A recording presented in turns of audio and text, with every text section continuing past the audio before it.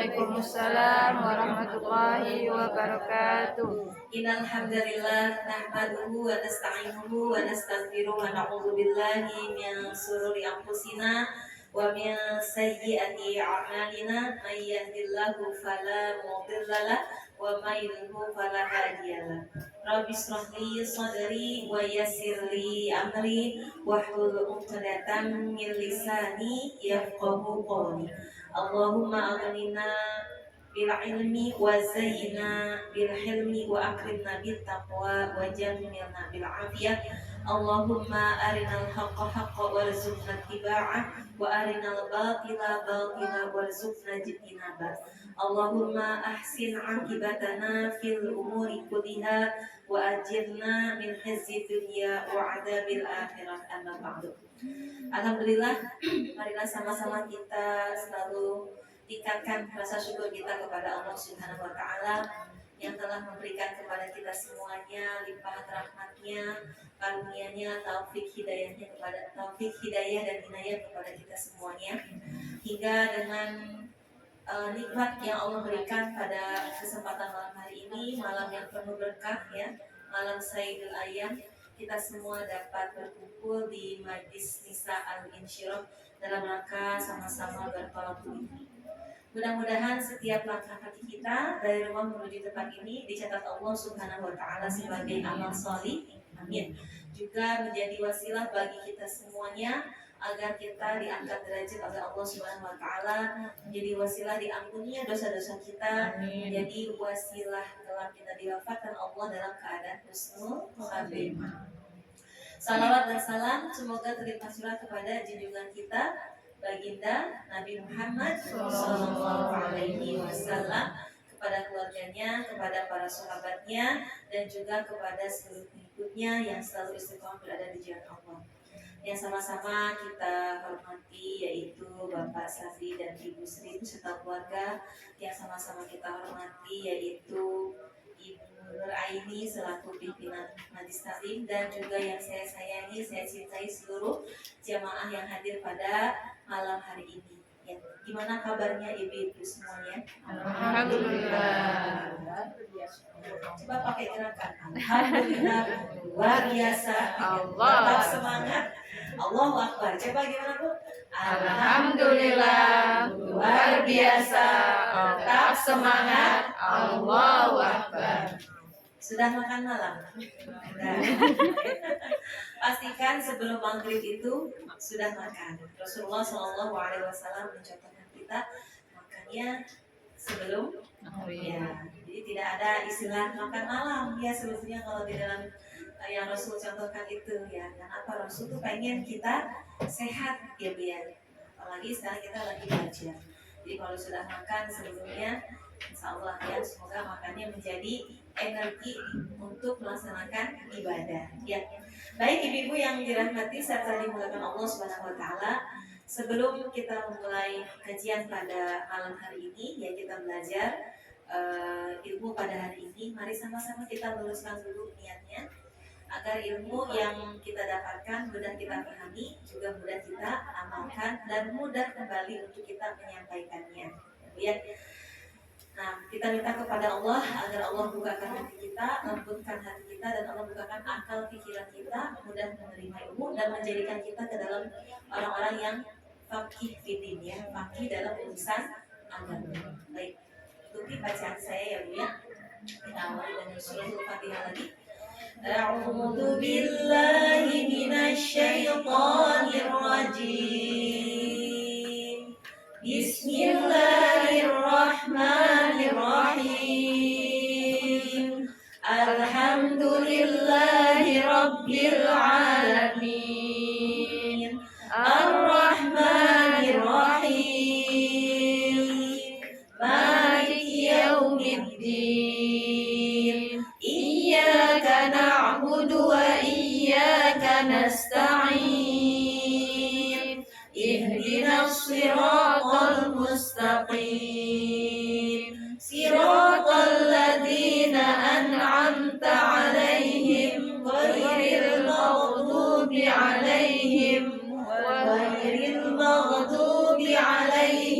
waladdallin.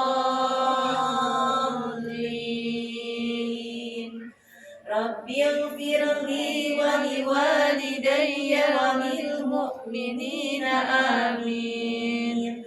Rabbi israh li sadri wa yassir li amri wahlul 'uqdatam min lisani yafqahu qawli ya Fattah ya Alim iftah lana babana bil Qur'anil azim nasrun min Allah wa fathun qarib wa basyiril mu'minin Allahumma nawwir bi kitabika basari wa adliq bihi lisani washrah bihi sadri wastamil jasadi bihawlika wa quwwatik fa innahu la hawla wa la quwwata illa bik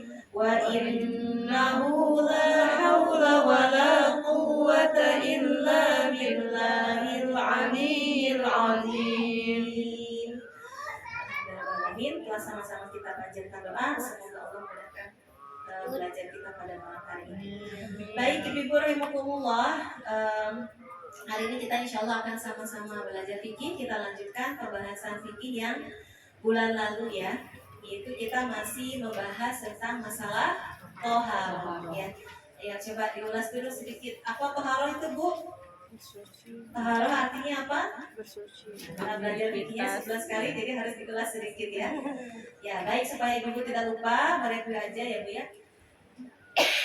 Taharoh artinya adalah bersuci secara bahasa ya. Secara istilah syar'inya, taharoh adalah menghilangkan hadas atau najis ya yang melekat pada badan ataupun pakaian ataupun pada tempat yang akan kita gunakan gitu ya, yang akan kita gunakan untuk melaksanakan ibadah. Nah, toharoh ya Bu ya, itu menggunakan apa Bu sarana bersucinya?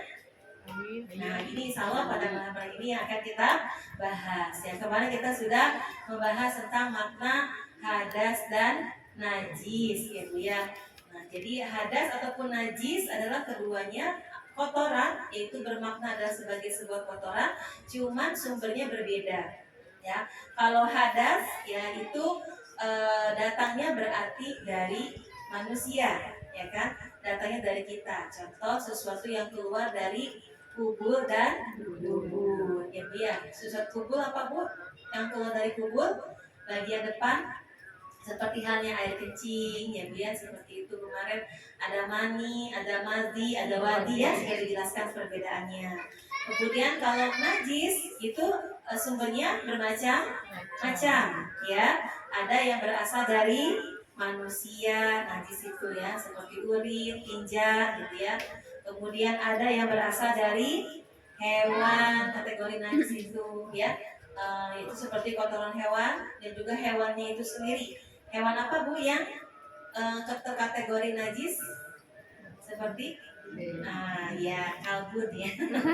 Kalbun bukan kolbun ya Bu ya. Kalau kolbun mah hati, tapi kalbun ya, anjing dan babi ya, seperti itu. Itu kategori jenis hewan yang najis. Semuanya yang ada pada diri hewan tersebut najis. Ya, kalau pada kucing, Tidak semua. kucing bukan jenis kategori hewan yang najis. Yang najis adalah Kotorannya. kotorannya. Kalau kayak bulunya gitu kan ya, itu tidak najis. Kalau bulu kucing najis, kita nggak boleh memelihara kucing ya Bu ya.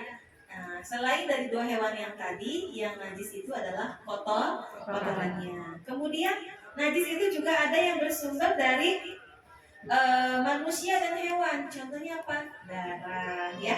Nah, pada hewan kan ada darah, pada manusia juga ada darah. Nah, itu kategori najis. Kemudian ada najis itu yang kategorinya juga berasal dari selain dari manusia dan selain dari hewan. Apa contohnya Bu? Contohnya seperti khamar. Ya, tahu khamar ya? Nah, khamar itu terbuat dari buah-buahan, diambil ya buah-buahan yang difermentasikan ya. berhari-hari, kemudian hingga muncul alkohol di dalamnya. Ya misalnya anggur gitu ya, anggur. Kalau ibu makan buah anggur nggak apa-apa, tapi kalau misalkan ibu makan sari pati anggur yang sudah difermentasikan berbulan-bulan gitu ya, difermentasikan hingga menghasilkan alkohol. Nah, minum sari pati anggur yang tadi sudah berubah menjadi alkohol itu, walaupun sumbernya tadi dari anggur, ya itu tidak boleh, itu kategori najis ya. Jadi khamar dan yang sejenisnya, khamar atau minuman keras dan yang sejenisnya kategori najis. Nah, terkait dengan najis, bagaimana cara membersihkan hadas maupun membersihkan najis? Inilah yang akan kita bahas pada kesempatan malam hari ini ya, terkait dengan sarana tohara. Mangga yang baru bergabung ya, silakan menempati posisinya. Ibu-ibu yang dirahmati Allah Subhanahu wa taala ya, setelah kita memahami makna tohara, kemudian kita membahas apa saja ya yang tadi keutamaan yang kemarin udah bahas ya tentang keutamaan tohara. Hari ini kita akan membahas tentang apa saja sarana yang bisa digunakan untuk bersuci. Ayo, coba siapa yang sudah tahu apa aja Bu, sebutkan. Air, ya betul. Apa lagi? Debu atau tanah. Ya, ada lagi yang berikutnya? Batu, ya, benda, kategori benda-benda ada. Nah, jadi kalau di dalam kitab fikih ini disebutkan sarana untuk bersuci dikategorikan menjadi 3 bagian. Yang pertama adalah air, yang kedua adalah debu, ya, atau tanah. Nah, yang ketiga adalah benda padat. Kita bahas satu persatu ya. Mudah-mudahan tuntas nih pembahasan sarana toharoh yang tiga-tiganya ini ya. Nah, yang pertama ya air. Air adalah salah satu sarana yang bisa digunakan untuk bersuci. Nah, kenapa? Karena air dasarnya adalah Allah yang menciptakan. Ya biar kalau kita mencoba untuk menggali ya bumi ini ya, Allah Subhanahu wa taala itu menciptakan manusia itu terdiri dari 1/3 daratan dan 2/3 itu adalah perairan. Ya, Masya Allah ya. Jadi lebih banyak ya. Ya. Lebih banyak airnya ya Bu ya, lebih banyak airnya. Kenapa Bu Allah ciptakan lebih banyak air untuk kita 2/3 perairan? Karena apa? Allah tahu manusia itu sangat membutuhkan air. Air itu sebagai sarana utama. Kalau di dalam Islam, air itu menjadi sarana utama untuk bersuci dari hadas dan najis. Ya, ya. Nah, bahkan di sini seorang muslim ya betul-betul itu harus mengupayakan terlebih dahulu ketika dia terkena hadas atau najis, mengupayakan terlebih dahulu untuk bisa mendapati air. Menggunakan tanah atau debu boleh ya, tapi kalau misalnya dalam kondisi tertentu, pengecualian saja. Nah, jadi Allah Subhanahu wa taala menciptakan lebih banyak air daripada daratan ya Bu ya. Nah, di sini tujuannya apa tadi? Untuk kemaslahatan hidup manusia. Jadi Masya Allah ya, Allah itu menyuruh kita melakukan sesuatu, tetapi Allah juga ngasih sarananya, ngasih solusinya gitu. Ya, supaya manusia itu